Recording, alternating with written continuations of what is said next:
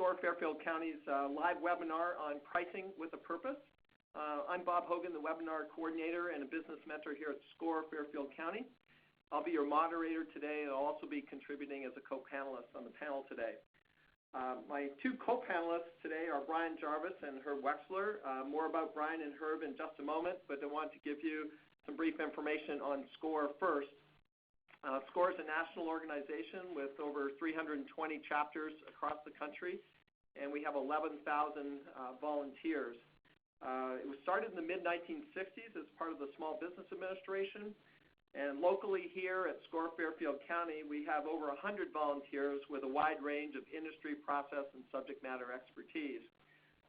We offer three primary value-added services to our small business owners. We offer one-on-one counseling, which can be face-to-face by telephone, email, or Skype. We offer here in Fairfield County over 150 educational workshops and webinars each year. And we also offer an extensive array of resources on our website, including you can also get access to our network of subject matter experts on that website. Our next webinar is going to be on Tuesday, May the 2nd, when Tom Martin will present Do-It-Yourself PR. So look for the specifics of that on our website, fairfieldcounty.score.org. Today's webinar is we'll stop it sharply at 1 p.m. So respect your time here. The conference is being recorded, and the link to the recording and the slides will be available at our website, fairfieldcounty.score.org, within a few days or so. We have set aside time for question and answer at the end of the discussion. But please feel free to put your questions in as we go along. We may want to take some of them as we go as well. If you have a question, use the chat window anytime during the presentation. It's in the lower left-hand side of your screen. Okay, now our panelists. My pleasure to introduce Brian Jarvis. Brian is a SCORE mentor and retail consultant focusing on retail operations, retail branding, training and development, customer service, and retail finance. So Brian will be bringing a retail perspective to our panel this morning. He's held executive positions at Express, Bath & Body Works, and L'Oreal, as well as owning and running his own retail stores. Our next panelist is Herb Wexler. Herb is a software entrepreneur and will be bringing a service perspective to our panel today. In 1987, he founded MicroEdge, Inc., which developed software to manage medical offices. Currently, Herb is the CEO of the Next Edge, which is a software company that simplifies internal processes for companies around the world. I'd now like to start off our discussion and just kind of set the stage a little bit here and consider the factors that we, or the items that we really think contribute to pricing, because I think pricing is a key element of the growth and financial success of any business. We see many times here at SCORE where entrepreneurs actually don't integrate their pricing decisions into their business strategies. And what we thought today, we could bring that perspective to the table so that people can give more thought to their pricing decisions and be more strategic about them, and as a result, contribute more to their business success. So what to consider when developing a pricing strategy? Some of the things we're going to touch on today is your competitive marketplace.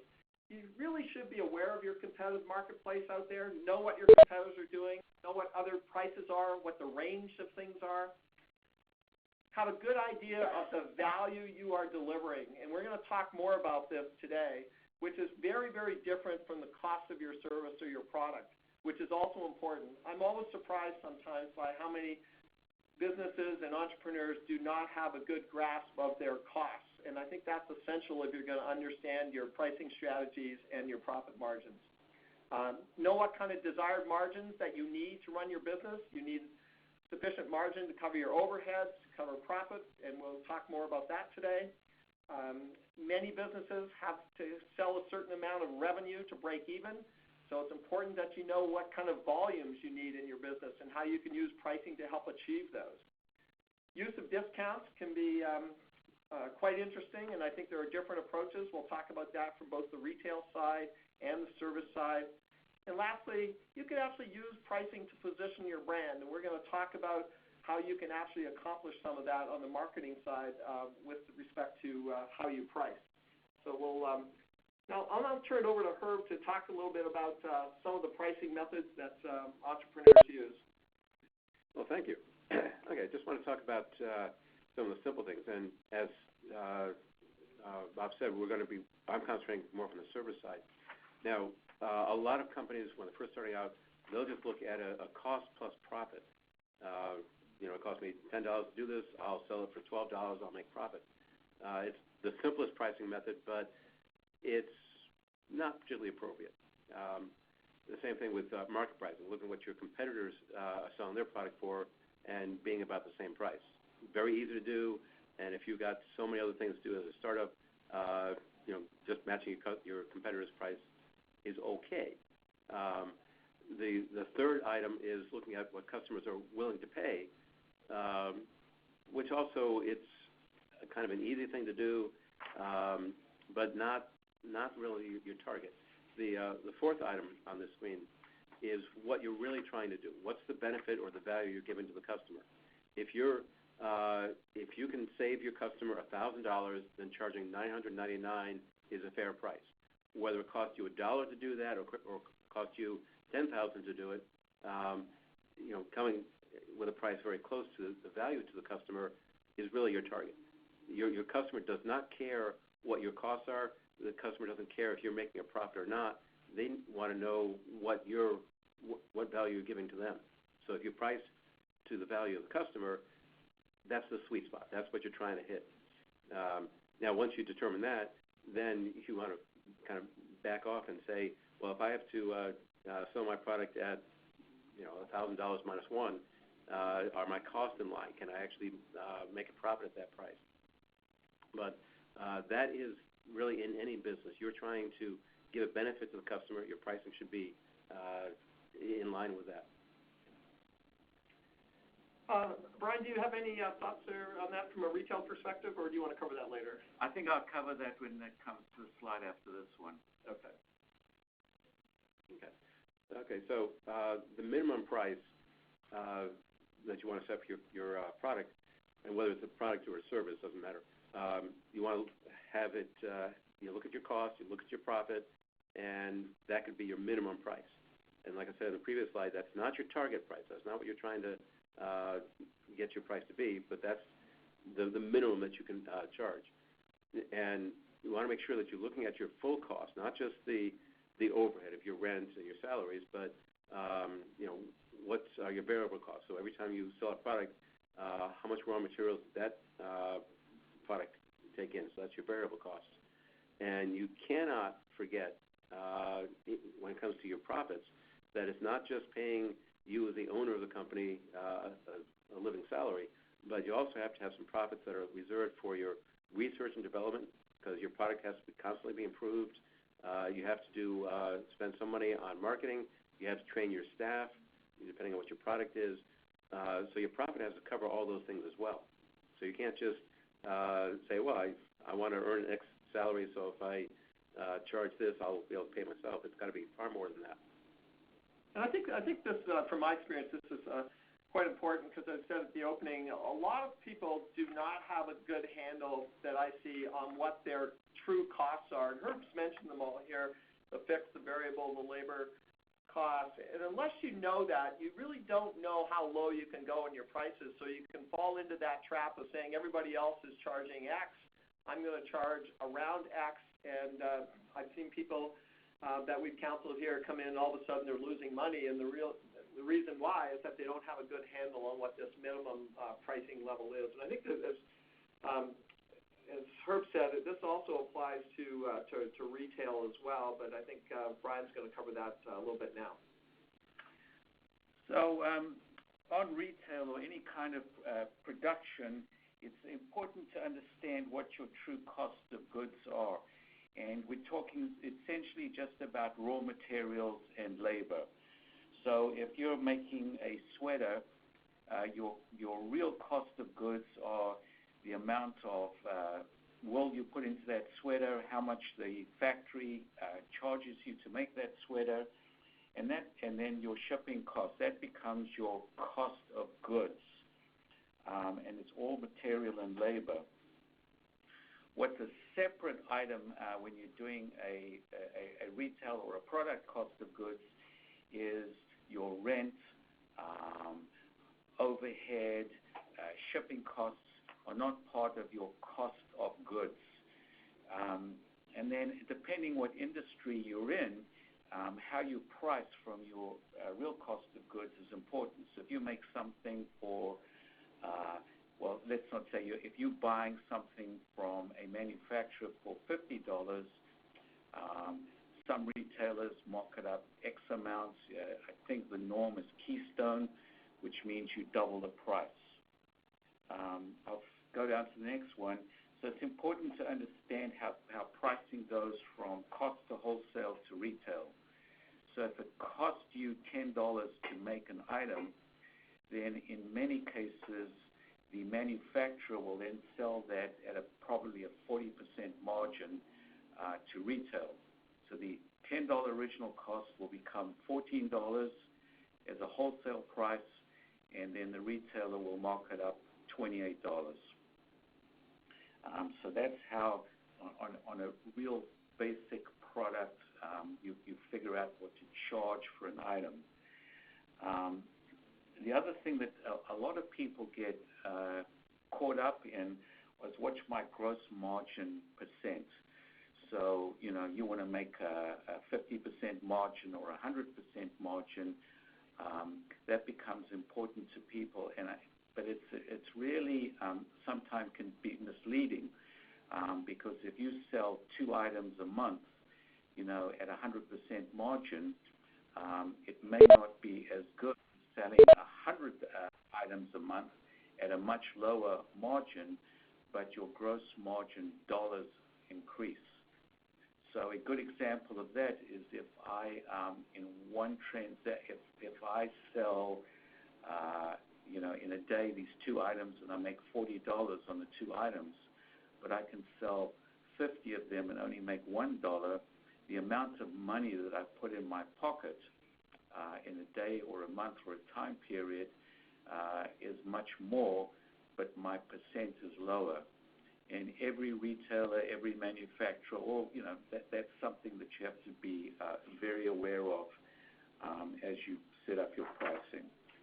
Brian, is there the rule of thumb going from wholesale to retail of 2 times? I think it's a lot. What's the range on that? Are there examples where you can get more than double, or examples when the margins are tighter? Well, from cost to wholesale, it's not really 2 times because you're selling in a lot more bulk. Right. So you have a lot more outlets. So usually it's about a 30 to 40% margin.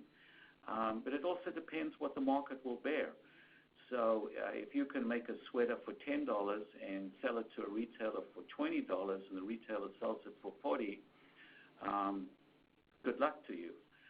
But the way things are priced today and made in factories, it's pretty transparent what it costs to make and how much it costs. So you also have to know what the market bears. So many times it can be a work back if you want to sell a sweater. And we'll talk about branding later on. But if you're in the mid-range market and the average sweater in your market sells for $50, you have to be able to work that back to the cost price and understand how that chain works. Okay, that's great.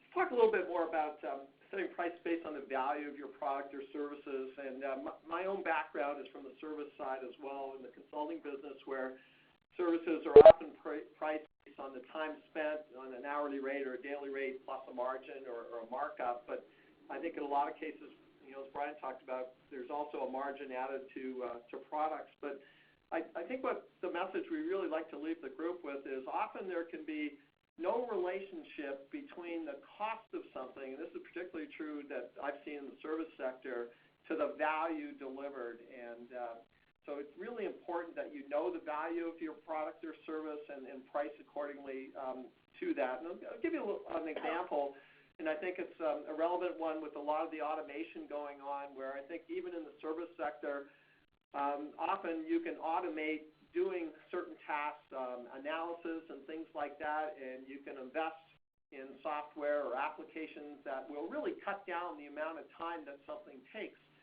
And for example, if something might have taken a day of your time before you automated it, and you charged for that whole day, and the customer or client was quite happy with the value delivered, and then you automate it using an app or some software, and all of a sudden you can do that same task in an hour, you should not be charging them 1 hour when you used to be charging them for a day. So the idea, you want to look at what the value of that analysis being delivered is, and get that out there. And I think it's becoming increasingly more important as we automate things and software gets more powerful and apps get more powerful. So particularly if you're in the service sector, I think really keep that in mind, because otherwise you can be giving away a lot of profit on your pricing decisions if you just kind of blindly charge by the hour or the day or with a time plus a margin. Okay. Let's talk a little bit about price as a marketing tool, and Herb, maybe you want to lead this one up? Yeah, okay. Okay. Your price is one part of your marketing. People will look at the price and make assumptions of whether your product is high end or low end. They'll use that to compare against your competitors. And in some areas where you've got a commodity that you're selling, your price gives a lot of information that way, because with a commodity, there are thousands of people who are buying the product, and they're always getting basically negotiating the price down to the minimum amount. But many small businesses have unique products where it's hard to compare against another competitor. So your price will tell people, oh, you've priced it at the high end, so you must be a very high quality product. Now, I've purchased products at a high price that were not high quality products, but didn't know that until after I purchased it. So you want to, people, your customers will look at the price and will use that to determine where your product fits in the mix of things, and particularly in unique products where they can't make a determination on a product in any other way. My background is in the software world, and in very high-end, or not necessarily high-end, but some software can be very, very complex. It's very specialized, and it's hard for a purchaser to know if that actually meets their needs. It's hard for them to determine anything about the product because it's so complex. And they'll look at the product and say, well, this one's $30,000, this one's $10,000. The $30,000 product must be better. Not necessarily true, but that's one of the ways to communicate. The other thing, and we're going to talk more about this in some other slides, is called price blocking. And what price blocking is, Apple is very good about this, they will introduce a high-end or high-priced product, not really intending to sell any at that product, at that price point, but the customers will look at, oh, I don't want to buy the highest price in the product line, but I'll buy the next one down. So by having a higher price item, that just helps people, or helps Apple sell the next one down. And the same thing at the bottom end. People will kind of avoid buying the lowest price.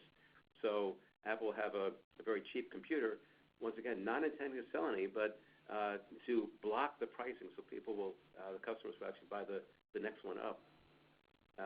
And here's one which is a little controversial. I prefer to put my prices as many places as I can. I want people to find my prices. Other people, other industries will say they don't want to put their prices out there. But in today's world, with everybody having websites, competitors' websites just a click away, and I know when I'm making my own personal purchases, if I can't find the price, I'll go to some other website. And your business may be different, but I definitely say you should have your prices out there. That's just another way of the customers knowing whether your product is appropriate for them. So. Comments from a retail side there, Brian, on pricing as a marketing tool at all? Well, yes, but I think we'll get that into the later slides, because a lot of the pricing is a reflection of your brand, and we'll talk about that a little bit later, but very important how you position yourself in the market and how you price that way. Yeah, that's great. I think what I would just add add here is that if you are selling a value-added service, it's got relatively high value, then I think your price really does position you. If you're selling a commodity, if you're selling commodity widgets, then I think it's much more of a price game from that perspective, and you have to be competing on price. But from my experience, that's not the situation with most businesses. They are adding significant value in the products or services that they provide. Okay, we'll maybe move to a little example here, and Herb just kind of position this on the marketplace for them. Yeah, a very simple slide. And if you're out shopping and you look at two products, one is $100, one is $200, you're going to assume the $200 product is better than the $100 product. Maybe yes, maybe no. As we were just saying, in a commodity world, the price really does provide accurate information. But once you move into unique products or high-end products, the price really doesn't tell you as much as you think it might. So, when you're buying, whether you're buying products or you're producing products that are complex, that are difficult to compare, be aware of the price. If you're a consumer, the price doesn't really tell you the quality. If you're a producer, make sure your price kind of indicates the quality, and make sure your quality matches your price. Okay. Herb, maybe we'll, Andrea has got a question on, for service consulting business where the service delivered is customized to the client. Are we suggesting to put our prices on the website? And I think the answer to that would be you would maybe put your hourly costs down if you have a customized situation like that? Yes. And you may lose clients. If you've got an hourly rate, $150 an hour, and there's other websites doing a similar service and they're charging $30 an hour, you might lose some customers. But depending on your service, you may want to lose those customers. Somebody who's looking for the lowest price may not be the kind of customers you want. And when you have your price, you may also add in other information of why your price is what it is. That you have years of experience, so you produce more per hour than somebody with less experience. Charging $150 an hour and getting things done in 1 hour when other people take 5 hours, you actually become the cheaper person. Right. I think from my experience, Andrea, a knowledgeable buyer won't buy if they're buying a customized service like what you're alluding to. They're not going to solely look just at the hourly rate or the daily rate. They're really going to look at the scope of the product and what's being delivered and look at broader things than that. But I think from a transparency point of view, it can sometimes be good to position yourself with your rates online. I think this is some of the points that we're making. Okay, so let's talk a little bit about discounts. Okay, and this is just sort of kind of dear to my heart, this little slide. Okay, when you're selling something to a customer, you always give them a receipt of some kind, and that's just another point of contact with your customer. You have to make sure that it's providing the right information. Years ago, I was working with a doctor's office, and if the patient was an acquaintance, a friend of the doctor, he would give them a discount. But he would give them a discount, as you see on the left side, where a medical office visit was $75. Remember, this was years ago. And the patient would walk out with an invoice for $75, and the patient would be thinking, well, I thought the doctor was a friend of mine, and here I am with a $75 bill. We convinced the doctor to do things in a different manner, where we charge $100 for a service, give a $25 discount, and then the patient's walking out with a bill for $75, and the patient is now saying, oh, this is great. The doctor's friend of mine gave me a $25 discount. In both cases, the patient was walking out with the exact same amount owed, but in one he was disgruntled, in the other he was very happy. So if you're giving any kind of discount, you want to make sure that's communicated to your customer. You don't want to have the customer be grumbling. So, and there's really 2 points I make here. If you're giving a discount, make sure the customer knows it. But even more importantly, your invoice, your bill, whatever you want to call it, that's another point of contact with the customer. And you want to make sure it portrays your company in a professional manner. It communicates the information to the customer, and all that gets tied together. So never let the customer be guessing on your pricing.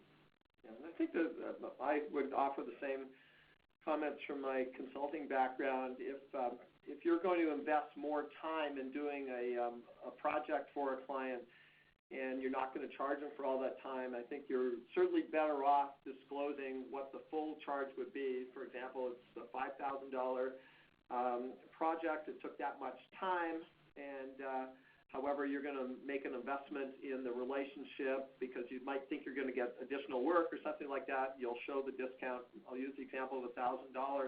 And what it does, in addition to what Herb is saying, it positions you better, but it also manages their expectations for future assignments where you may get a phase 2 or a phase 3 where you're not prepared to make those kinds of investments, and then they will not be surprised when they get the full rate.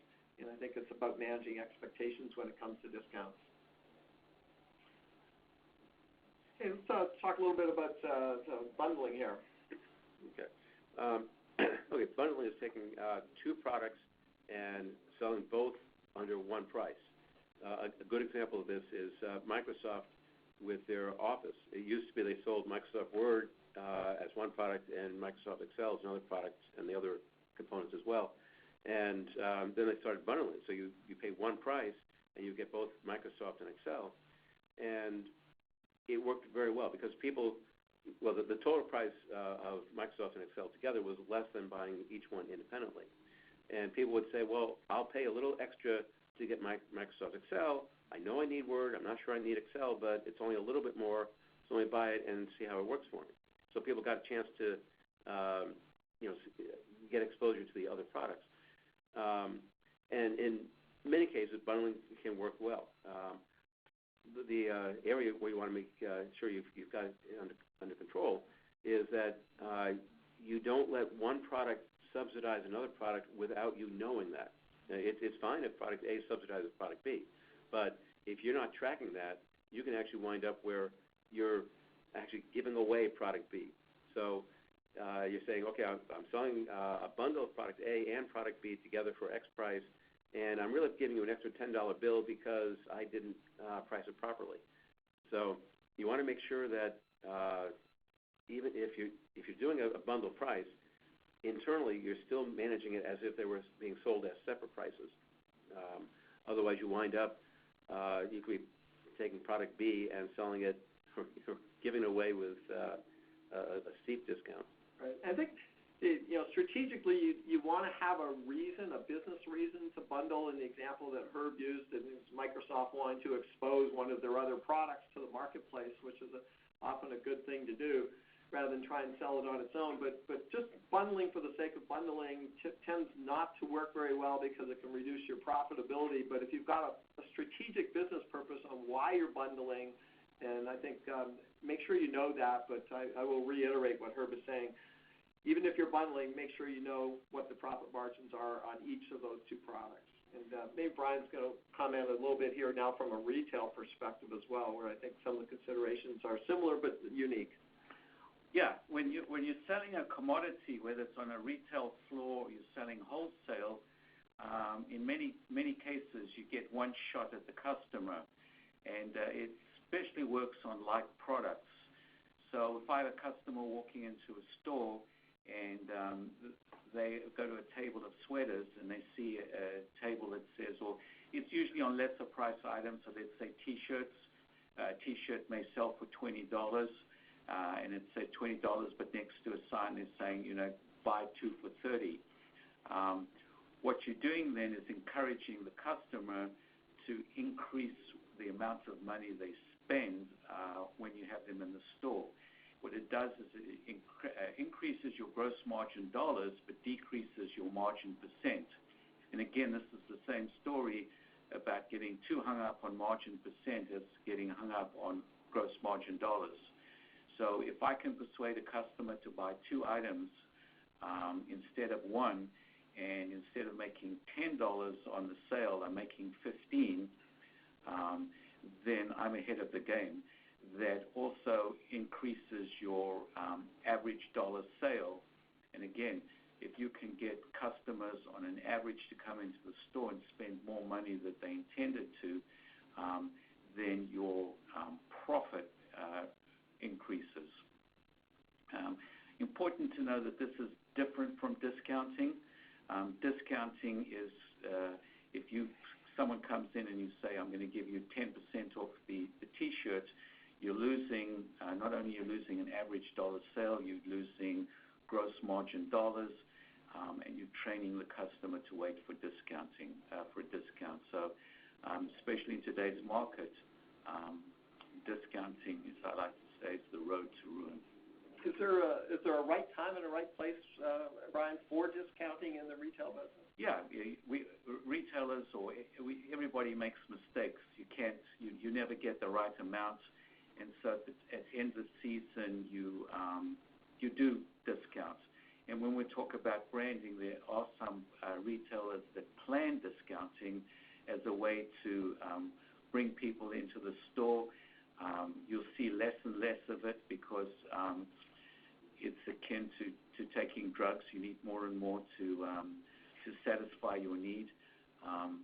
But yeah, it's a last-minute ditch effort to get rid of bad products. How about discounting on the service side, Herb, in the software business? Is there a time and place for that? Really don't think so, because software, unlike the sweater, it's usually a long-term relationship with your customer. It's rare that you'll have a software project that starts one day and it's done a day of the week. Now back to the other point, if you are giving discounts, maybe somebody is saying, well, I'm a startup company, I don't have a lot of cash, I need this done, can you do that at a discount? Once again, on your invoices, your bills, you definitely say, total price is X, discounted by 10%. What I've done with some recent customers that asked for a discount, I said, I had a line on the invoice that said, discount X dollars until, and I gave a certain date. So they knew that they had a lower price for 3 months, and then after that was going up to the regular rate. But the goal, I think, and you're saying discounting there, would be discount for a short period of time, perhaps to build the relationship or to expand the relationship on the professional services side, right? Correct. Yeah. And when you're dealing with complex products, and in the software world, nobody knows what appropriate price is from the customer point of view. They might, going back to my earlier example, they look at a high dollar an hour rate, but they don't realize that person might be doing, getting far more productive because they have a whole history of similar products they've developed, other things that can make the hours actually greatly reduced. So just having a short period of time, a month, to see what that particular programmer can do, that gives them a handle of what they can expect for a certain amount. And somewhat related to that, when I do get a new software customer, what I do is I invoice them every week for 3 weeks, and then I switch to a monthly invoice. And that gives them the ability for those first 3 weeks to say, oh, this is how much it can get done in a week, this is how much it takes, this is what it costs. And then once they've got a good handle on that, then it just turns to a monthly invoice. Bob, I have worked with clients in the service business who are selling services like maybe nutritional counseling or fitness, and many of them do find that offering an introductory rate is helpful.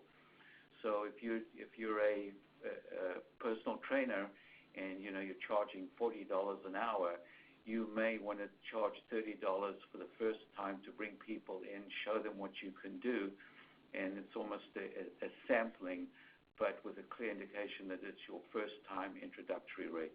Right, I've seen that as well. Actually, while we're on the topic of bundling, we do have a question on bundling that I think we'll take now rather than at the end. And the question is, we're considering bundling prices for 2 services that we offer in order to make our pricing structure less complicated. The trouble is that our low maintenance costs will end up with higher costs than before. On the flip side, we will make less off the high maintenance clients who take up the majority of our time. And the question is that a bad idea to bundle in that situation?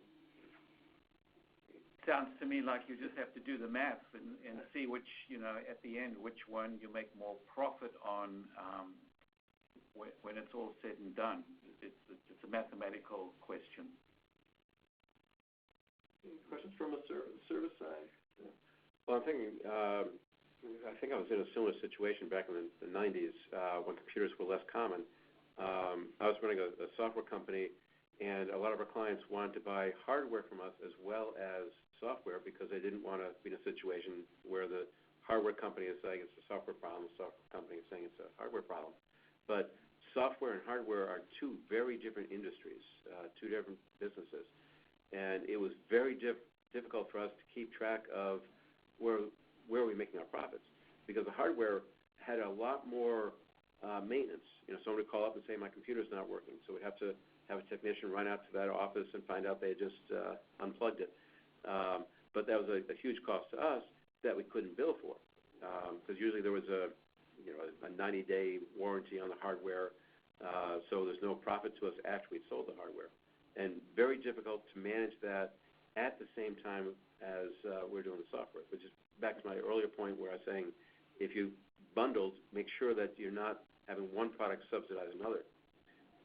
I think that's a comment, Rebecca, that I would have that would give me pause from bundling in the situation you described is that your comment that you're going to make less off of the high-maintenance clients who take up the majority of your time. So it sounds like if you bundle the way you're proposing, you are going to be skewing the situation to losing even more off of these clients that take up more of your time. So I think you either want to stay not bundled or take a look at how you're going to bundle things together and see whether you can solve that problem. But it would give me pause if I'm going to start lowering my profits on clients that are already taking up a lot of my time. You can also really have three products there where you have a maintenance contract as a third product. So if there's part of the mix here that has a lot of maintenance, and that varies from client to client, you could have product A, product B, and a maintenance contract on product B. That may be another way to bundle it where you get more control on your costs. Okay, let's talk a little bit about transparency, which ties into this. And I think we would come to a consensus on this panel that clear and transparent pricing really is an advantage. The more simple and clear you can make it, it's going to be more appealing versus making it very vague and complex. That tends to turn people off. In my background, I've found it particularly useful if you can't scope services adequately on the professional services side, and if you have a transparent hourly or daily rate that you're going to do the work on, then what you're really trying to do is avoid surprises to your clients so that they don't realize what it's going to cost or what the scope is, and you can't scope it because the work is that complex. You really don't want to get them surprised, and from that perspective, so you would just want to say, look, we're going to work on this for a couple of weeks, and the hourly or daily or weekly rate, whatever it's going to be, is going to be X, and we'll reassess at a certain time whether we want to do that.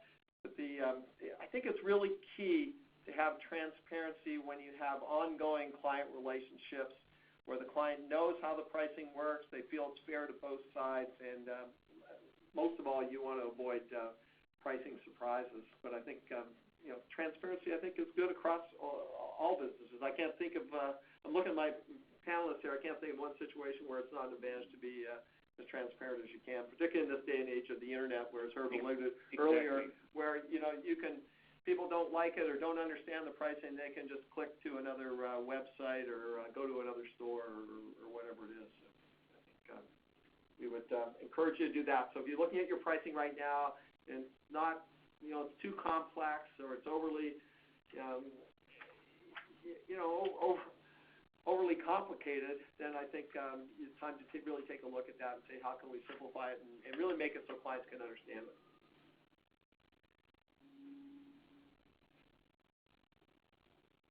Okay, I think, Brian, you wanted to talk a little bit about pricing and brands, and from that perspective. Right. When I talk about brand, it's what you present yourself to the world as, who you are, and pricing plays into this. And we can just use examples. Gucci, if we use the sweater example, will feel very comfortable charging $500 for a sweater. It may cost them $100 to make, but they spend a lot of money on paying, models to model it, advertising, but price and being expensive is part of their brand. When you wear Gucci and the label shows, people know who, there's a prestige to it. Being cheap can sometimes be a huge competitive advantage, or not even cheap, but cheaper. So Gucci wouldn't want to be cheaper than Chanel. Middle-level brands need to be very, very aware of your competitors' pricing, and this is one place where you have people like the Gap, which is a middle-level brand. They will bring in a sweater at $50, but really know from the day that sweater arrives that they're only going to sell it for $30, and they plan that into their branding.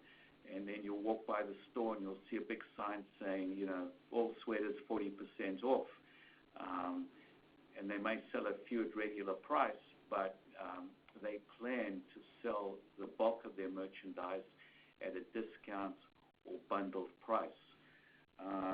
And then if you're on the low end, you're on the low end. And, my favorite competitors or people in this are people like Costco, where you're going to get the very best price. The quality is good, but it's all about price. They take much smaller margins, but sell in huge quantities. And, when you go to Costco that you can get a low price. You don't have to worry about, comparing yourself to other competitors, because 90% of the time that price is going to be lower. So it's, again, price for your brand, make sure you know what everybody else is doing. Right. And I think there's comparable situations on the professional services side.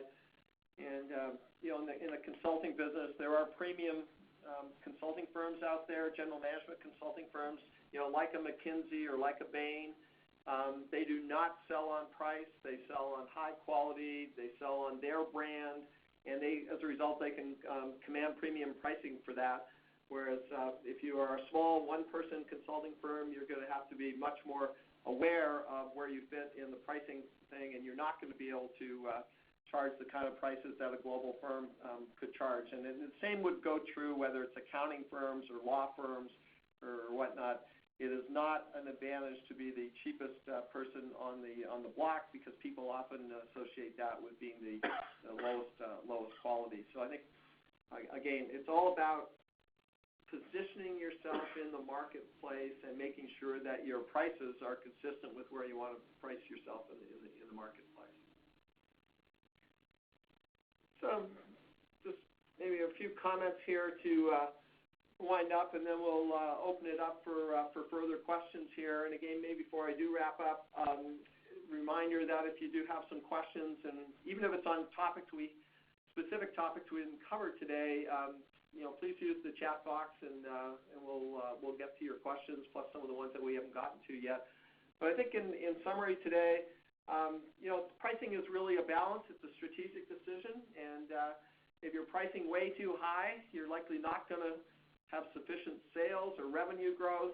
And I think often what will happen if you're enjoying prices that are too high and above the market, you'll tend to get sloppy in the cost area, and your costs will rise, and you'll be spending that extra profit and revenue that you're getting in, so you'll become less efficient, and that's something that you need to watch for as well. At the other end of the spectrum, be cautious about pricing too low. As we've mentioned on a number of times here, if you undervalue your service or your product, you could be leaving a lot of money on the table here. And so if you're selling a lot of product and your competitors are selling it for higher, take a look at your strategy there. If you're introducing a new service or a new product, it can often be very, very difficult to raise prices later if you don't get it priced right when you come onto the market. Putting a price increase through later on after people have gotten used to a lower price can be very difficult, and often cause you to lose customers. And last but not least, if you're pricing too low, you're definitely going to be damaging your margins. And if you're not really understanding your costs, you could even be losing money. And we certainly had situations like that where we've counseled people at SCORE where they didn't realize that they're actually losing money on some of their products or services. So I think we'll wrap it here so we have a few minutes for questions, and maybe I'll go back to one that we had during the session that we had. Just go back from Anat Modi. Should the pricing strategy vary as the product or service moves through its life cycle, and how? So any maybe from a service perspective, Herb?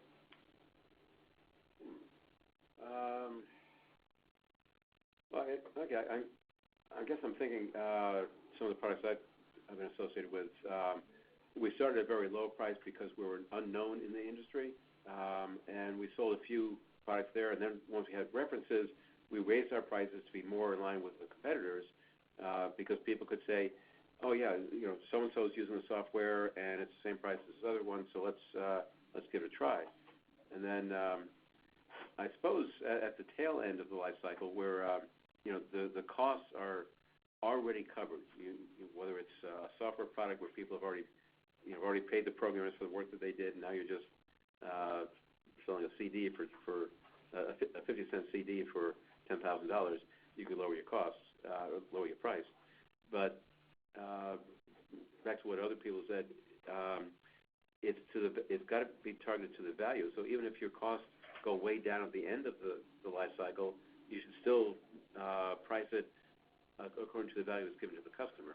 Yeah, I think what my experience would be in this area would be it depends a lot on the product or the service. If it has a life cycle where it becomes a commodity over time, typically the market will demand that the price goes down. Or if a product ages, you can take iPhones. Apple lowers the price of their older phones when they bring out a new phone. So they're changing their pricing strategy as they go along, and that can happen in either the product or the service area. So I think the more commoditized something becomes, the more you're going to be forced into competing on price in the marketplace as opposed to value. So that's when I would do it. If that doesn't happen and the product always has value, or it's always got prestige, Brian's example on Gucci, then there would be no reason to lower the price through the life cycle unless it goes out of style, for example, I guess, Brian. Yeah. I guess you have to let the market dictate that. As you go through the cycle and you find more efficient ways to make the products, and your cost of goods goes down, I would not lower the price of the products. That's a benefit for you. But again, it's a tough question to answer without being real specific on what it is. Okay. We'll move on to another question by Tamara Strand. I believe I missed it, but could you go over again the difference between a bundle and a discount? A bundle is when you're encouraging the customer to buy more than one of usually the same or similar products. So if you're selling the example, if you're selling a T-shirt for $20, and you put a sign up saying you can buy two of those T-shirts for $30, that's a bundled price where you're encouraging them to spend more money and you increase your average, your margin dollars as opposed to margin percent. Discounts is when you're cutting the price on single items in order to move them faster. Okay, thanks. One from David Grillo. How do you establish the value of intangibles like flexible returns, good customer service, superior account management in an area of eBay and Amazon? Again, that goes back to really what your brand is. So your brand will dictate things that go beyond pricing. Again, Costco is a good example. They always have product. They're very low priced. They take returns. You can find it easily. So their efficiencies are part of their brand. Middle range stores, whether you have great customer service, that brings more customers back into your store, which allows you to sell more at the price that you've set. If you have bad customer service and you don't have as much traffic, and then you have to start discounting to move the product and advertising that you've got to sell the product at a discount price, that's a result of bad branding or bad back-end services. Yeah, I think what I would add, the considerations here are you need to think about your target market and who you're trying to sell to as well, because obviously there's a lot of people that are going on the web to eBay or Amazon that are strictly buying lowest price. And if you are trying to sell with higher customer support and flexible returns and things like that, then I think it's okay to lose those bottom price shoppers because you're after a different kind of customer. No business, I think, can serve everybody, and it's a matter of market segmentation there of where you're going to go after. Agreed. Another question from Ann McGuire saying, I have retainer fees that include a limited number of hours of service. If they use up their hours, then I'm not sure of the question, then I do hourly fees at a discount. Should I offer this discount or charge regular hourly fees? And I could comment on that from a consulting perspective. Typically, if you're going to have a retainer relationship where you have a certain number of hours, and the retainers are often for budgeting purposes, and I would see no reason for just that on its own that they go over the retainer that you're going to discount. So I would be charging them regular hourly rates. If there are other things in play that you're trying to get more work from the client, or you've got a competitive situation where you're trying to bid on a second phase of a job or something like that, then you might want to consider a discount. But generally, I think discounts are not in your interest, and you should try and stick with your regular rates at that point. But Herb, do you have any comments as well? Yeah, just and this is more from a personal point of view. So I do have some discount range with some of my clients, and as much as I try, I don't treat them the same. And I should be treating, the person I'm giving a discount, I should treat them the same as I do my higher priced clients. But if I've got my data schedule, I might be putting one client a little lower on the list than I should. So this kind of can even have an impact on your own employee morale and things like that. So you really want to have the same price for similar customers. We still have time for a few more questions. If people have any, again, I'll remind you, you can use the chat box in the lower left-hand side of your screen. Give maybe people a minute or two. Any last thoughts from our panelists while we're waiting here?